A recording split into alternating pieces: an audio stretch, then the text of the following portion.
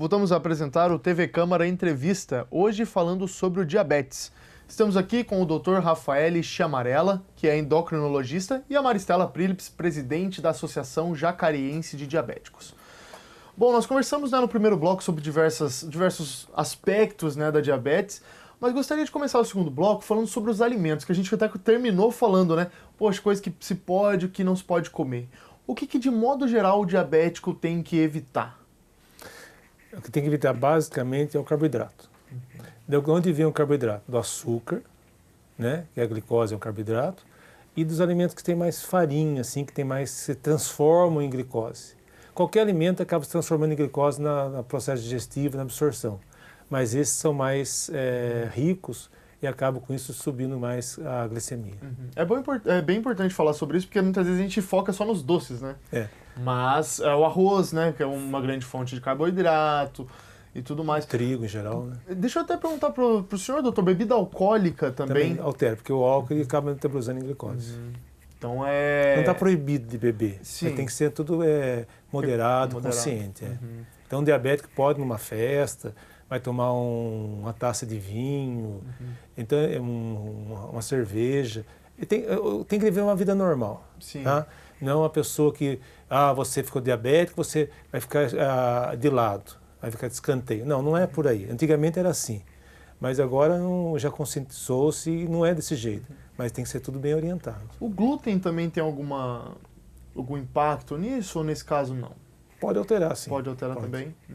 Entendi. Então é bom realmente quem tem realmente controlar moderar.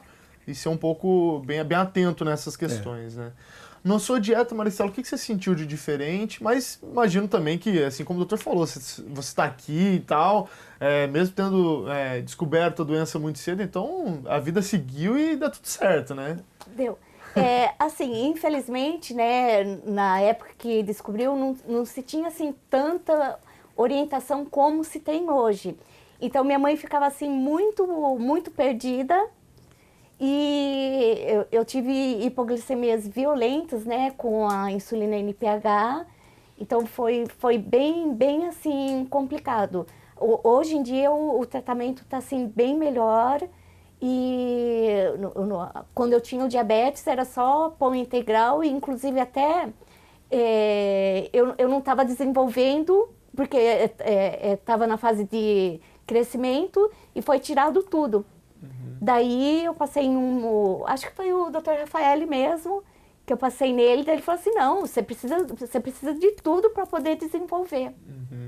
Porque, querendo ou não, precisa de nutrientes, minerais, todos esses componentes que acabam afetando a nossa vida no sentido do crescimento, nessa fase da adolescência, da infância e tudo mais para adolescência. Antigamente tem poucas informações, então o que falava-se foi, descer na padaria, o pessoal comprava só pão integral, às vezes pão sem glúten, para poder ter um aporte menor, podia só comer bolacha. Mas às vezes o pessoal comia um pacote de bolacha, entendeu? Comia errado. Então, quer dizer, depois... Que já seria em excesso também. Daí começou as nutricionistas começaram a intervir e tudo, daí começou a melhorar esse aporte. A Maristela tinha falado de hipoglicemia. O que seria isso? Então, o diabetes é o que caracteriza uma taxa de glicose alta. Então, coisa grande. Então, hiperglicemia. Tá? Então, hiper é uma coisa grande. Hipoglicemia, hiper é pouco, pequeno. Então, hipoglicemia é uma taxa baixa de açúcar no sangue. Que acontece uma crise porque tirou de vez. Esse é o problema também. Isso é um problema também. Tirou de vez pode levar à hipoglicemia. O que é hipoglicemia? É uma taxa baixa de açúcar no sangue, que daí vai ficar... o último lugar que pode faltar glicose é no cérebro. Então, abaixou demais, não vai açúcar para o cérebro, daí a pessoa tem as repercussões, as complicações. E quais seriam os sintomas que acontecem numa crise de hipoglicemia? É fraqueza? O que você sente? A vista assim fica meia turva, o cérebro assim você não consegue raciocinar direito. A pressão cai, de modo geral? Pode cair. Às vezes assim, nossa, você soa tanto e começa a se dar uma tremedeira, é horrível a hipoglicemia. Entendi. E aí sempre o diabético, que nem a gente que usa insulina, a gente tem que ter o nosso kit socorro. 3 balas mastigáveis, para poder, a gente precisa de 15 gramas para reverter essa hipoglicemia. De glicose, exame de glicose. Ah, entendi. Então esse kit tem que ter uma balinha aí. Você tem que ter. E não adianta você falar assim, eu vou chegar naquela padaria, doce ilusão, você vai ver se acorda no pronto-socorro.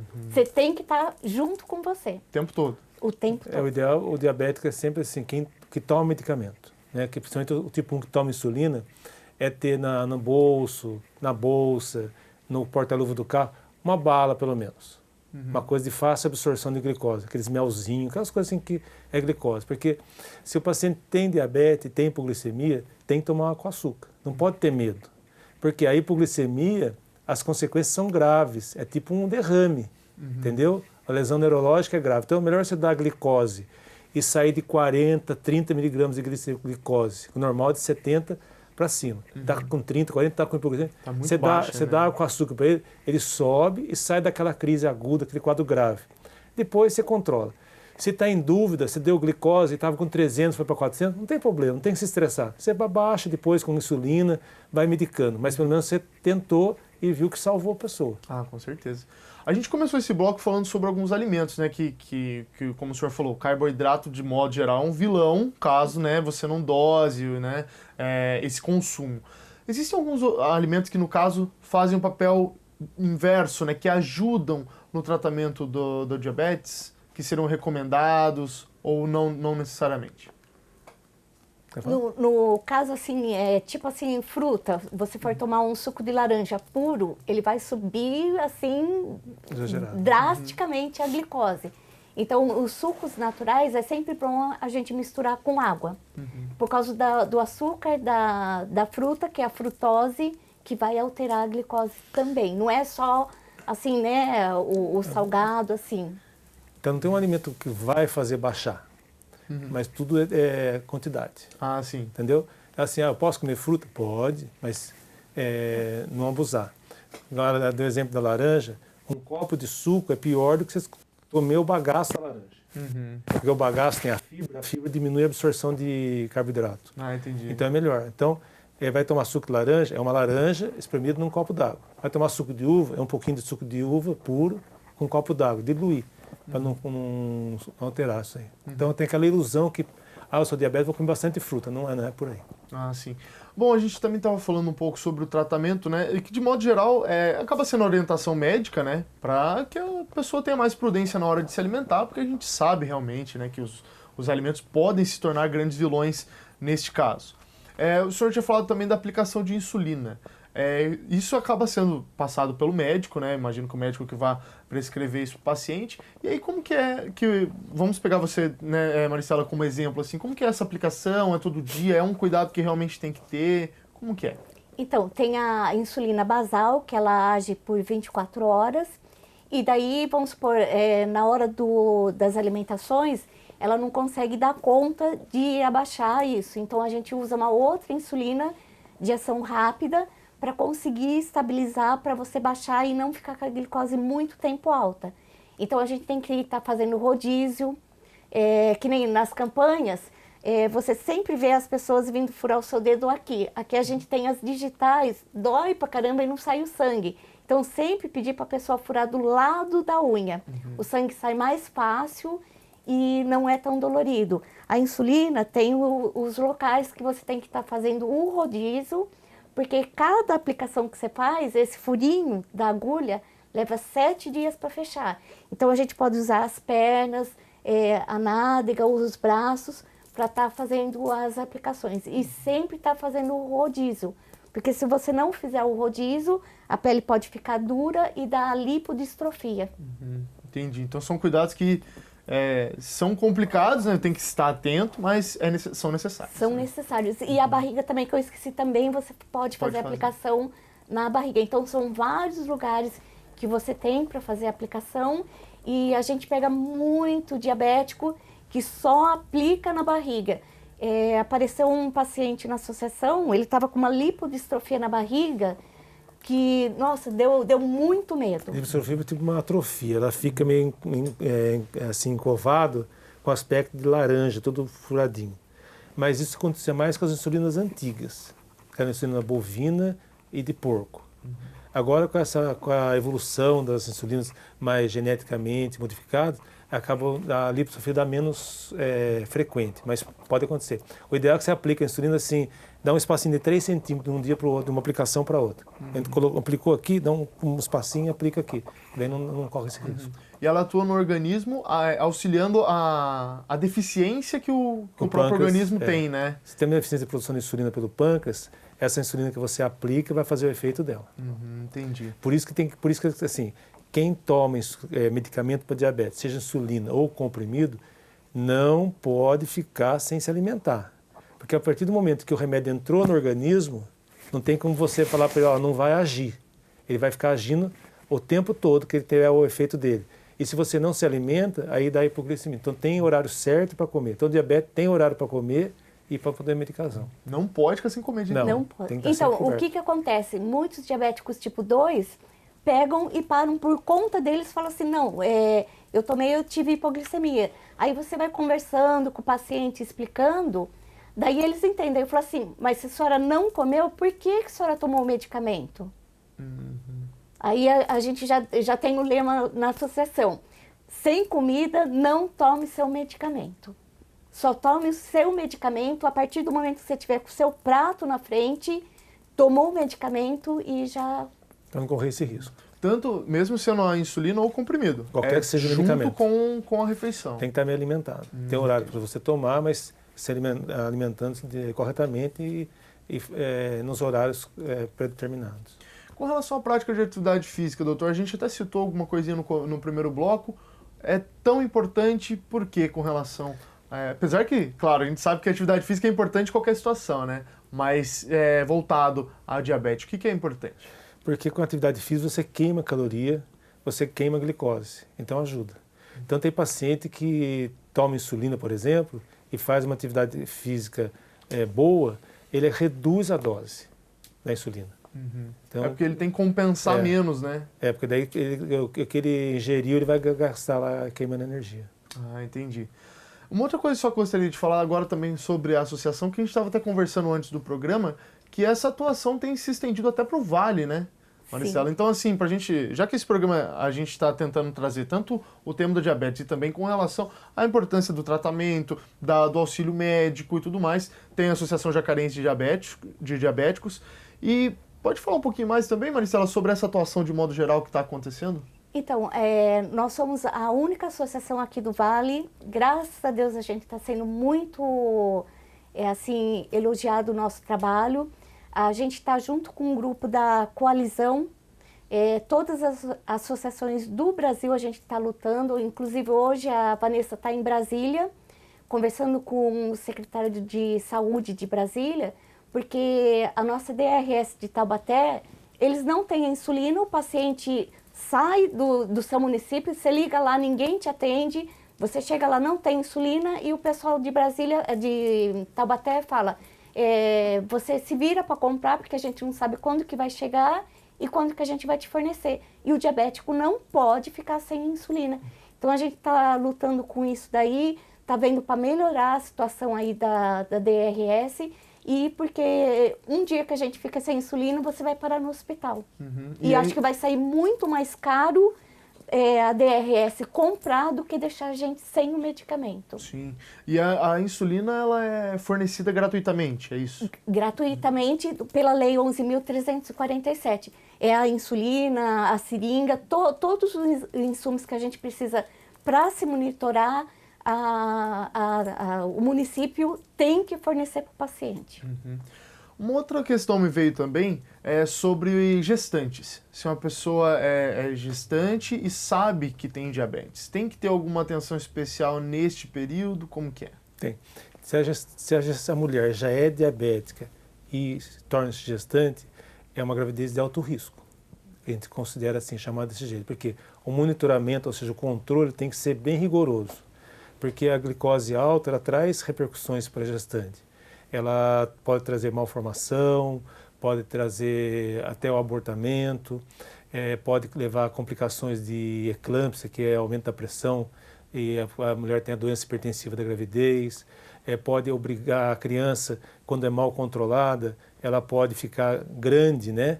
que chama macrosomia fetal, ela é grande, daí o parto não vai ser um parto simples, é um parto mais cirúrgico, com cesariana, pode ter um acúmulo de aumento de líquido dentro da placenta.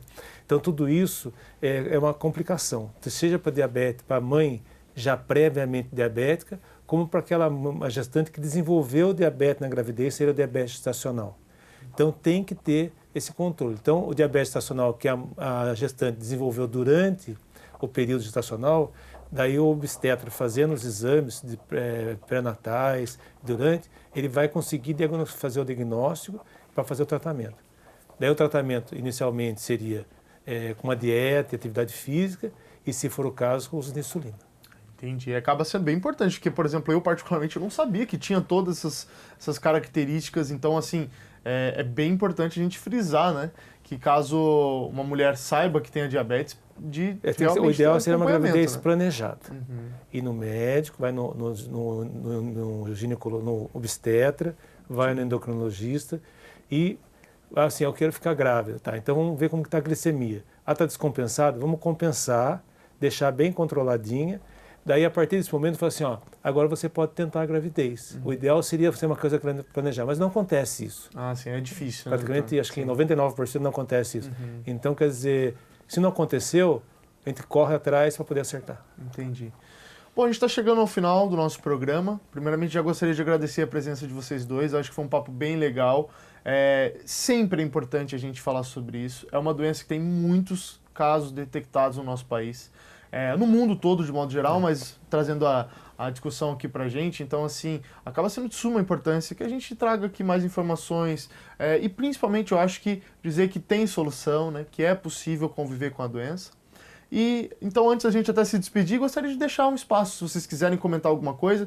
Marcelo, gostaria até que você falasse um pouco sobre a associação, como que alguém que pode estar assistindo a nossa conversa aqui pode encontrar vocês, pode se orientar. Muitas vezes a pessoa até não é portadora da doença, mas sabe que algum amigo, algum familiar, pai, mãe, enfim, pode estar passando por essa enfermidade. Então, como que ele pode encontrar a associação aqui de Jacareí? Então, a nossa associação, vamos ver se em janeiro o Isaías vai dar o prédio que ele prometeu para a gente. Por enquanto, eu moro num prédio e não pode ter, eu não posso ter o atendimento porque é um prédio residencial. Mas pelo meu WhatsApp eu vou assessorando a pessoa e a nossa associação sendo inaugurada, eu acho que vai ficar bem melhor o atendimento e o acolhimento aos pacientes aqui de Jacareí, porque a gente não tem um lugar, está sendo muito difícil para estar passando a informação e orientação para os pacientes. Ah, sim, mas é só pesquisar Associação Jacarense de Diabetes nas redes sociais que já encontra. Já encontra, Uhum. que vai aparecer o endereço antigo que eu morava, né? Sim. Mas qualquer coisa a pessoa pode ligar no meu celular, que é 12 98141 1447, e pelo WhatsApp a gente vai conversando e tentando assessorar o diabético. Ah, sim, tem página no Facebook, enfim, Tem página no Facebook, Uhum. tá como Associe Jacariense Diabéticos. Ah, legal. Então, assim, é só jogar no Google que não tem dificuldade para encontrar. Não tem dificuldade para encontrar. Legal. Doutor, também falando sobre o dia 14, né, a gente reforçando que todo esse mês, de modo geral, vamos estender para o mês, né, acaba sendo importante essa conversa, esse debate. Gostaria de deixar algum recado final para quem tem diabetes, ou enfim, quem quer se informar sobre o tema? Então, quem quer se informar, pesquisar na internet, que acha bastante coisa. E se tiver alguma dúvida, procurar o seu médico para conversar, procurar a Maristela, que também dá uma assessoria super jóia. O dia 14 é um dia importante, né, para o diabético, para a Sociedade Brasileira de Diabetes, porque vai incrementar cada vez mais a necessidade do bom controle, do ótimo controle. E também procurar forçar as autoridades a olhar de frente para a doença, que é uma doença grave, mas tratável, e deixar a população bem assistida. Uhum. Né? Com certeza. Bom, então eu agradeço muito a participação de vocês. Dr. Rafael, foi um prazer contar com a sua presença aqui. Acho que tirou muitas dúvidas, né? Acho que explicou bem também tanto a atuação dos alimentos, a parte do tratamento. E você, Marcelo, com esse trabalho bem bacana feito em Jacareí, eu acredito que muitas pessoas tiveram a vida transformada por conta da atuação da associação aqui na cidade. Então, até diria meus parabéns por isso, porque Obrigada. A gente realmente vê, né, que é uma doença grave, como o doutor salientou, e também comum, né? Infelizmente, muito comum. Então, assim, toda a atenção possível, todo o apoio, todo o amparo, toda a orientação nessa hora é de extrema importância. Então, muito obrigado. A porta do nosso programa fica aberta para a gente conversar sobre esse tema em outra oportunidade, porque é sempre bom, é sempre necessário, melhor dizendo. Nós que agradecemos a oportunidade. Verdade. Muito obrigado. Agradeço a participação de nossos convidados e reforçamos sempre a necessidade dos exames periódicos e uma vida saudável, que são imprescindíveis para uma boa qualidade de vida. Pois bem, lembrando que você pode fazer sugestões de temas e também reassistir as nossas entrevistas nas nossas redes sociais. É só pesquisar TV Câmara Jacareí. O TV Câmara Entrevista fica por aqui. Muito obrigado pela sua companhia, um grande abraço e até o nosso próximo encontro.